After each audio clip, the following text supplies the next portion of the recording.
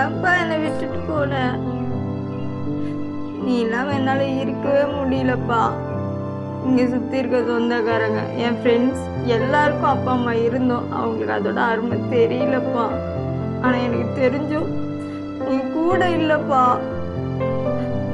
நீ எங்க இருந்தாலும் என்ன நினைச்சிட்டு இருப்பேன்னு தெரியும். ஐ மிஸ் யூப்பா. நான் அவ்வளோ லவ் பண்றேன்ப்பா.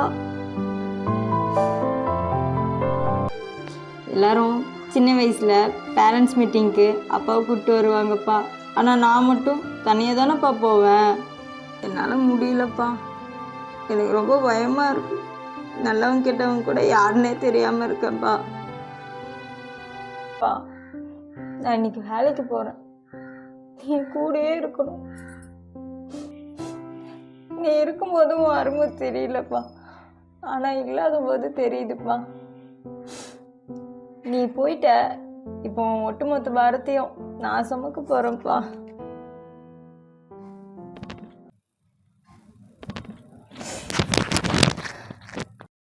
கோகிலா மா, கேஸ் புக் பண்ணுண்டா. இபி பில் வேறு கட்டல இந்த மாதம். அரிசி வாங்கணும், காய்கறியும் வாங்கணும். எனக்கு வேறு ஹாஸ்பிட்டல் மாத்திரை வேறு தீர்ந்து போச்சு. டாக்டர் வேறு மாத்திரை குடிக்கலாம் ஏதாவது சொல்லுவாங்க. சரி, நீ போய் அட்வான்ஸ் மட்டும் நீ கேட்டு வரியா உனக்கிட்ட? என்னம்மா? அம்மா, நான் இப்போதாம்மா வேலைக்கே ஜாயின் பண்ணியிருக்கேன். உடனே கேட்டால் கொடுப்பாங்களாம்மா? கொஞ்சம் கேட்டு பாரு அட்வான்ஸு. இந்த மாதிரி சுச்சுவேஷன் சொல்லி பாருடா. தம்பி என்னம்மா பண்ணுறா? கூட்டு போக சொல்லலாம்லம்மா. பாப்பா, போகும்போது கரண்ட் பில்லாவது கட்டிட்டு போடா. ஏம்மா, அதை கூட அவன் கட்ட மாட்டானாம்மா? இன்னைக்கு தான் last date.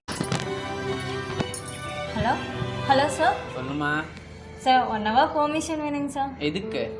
Sir, EB bill கட்ட போகணுங்க சார். அப்புறம் கொஞ்சம் அட்வான்ஸ் தாங்க சார். ஏதோ அப்பா இல்லாத பொண்ணு வேலை போட்டு கொடுத்தா அவன் இஷ்டத்துக்கு வர அவன் இஷ்டத்துக்கு போகிறேன். இதில் 10 நாளைக்கு அட்வான்ஸ் வேறு ஒரு வட்டி. வாங்கண்ணா.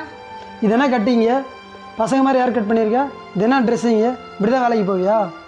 அக்காவும் தம்பி சொல்கிற பேச்சு கேட்குறதில்ல, சொந்தக்காரங்க பேச்சும் கேட்குறதில்ல. உங்கள் இஷ்டத்துக்கு போகிறீங்க. நாங்களாம் எதுக்கு தான் சொந்தக்காரனாக இருக்கோமோ தெரியல.